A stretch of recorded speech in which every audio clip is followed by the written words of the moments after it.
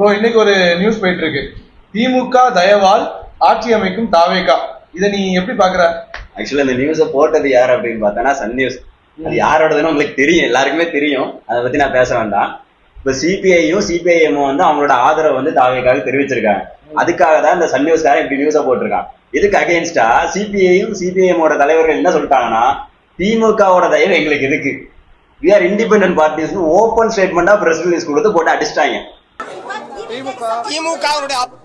திமுக அப்புறம் எங்களுக்கு எதுக்கு, வி ஆர் இண்டிபெண்டன்ட் பார்ட்டி.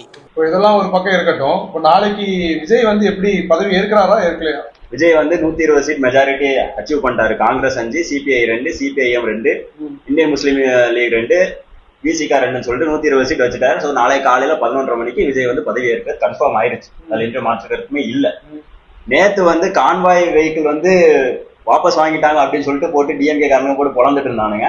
அதுக்கு வந்து சிடிஆர் நந்தகுமார் என்ன சொல்லிட்டாரு அப்படின்னா, விஜயா வாண்டடாக தான் வந்து கான்வாய் வெஹிக்கிள்ஸ் வந்து வேண்டாம்னு சொல்லியிருக்காரு, நான் பதவி ஏற்றதுக்கு அப்புறம் ஏத்துக்கிறேன்னு சொல்லிட்டாரு.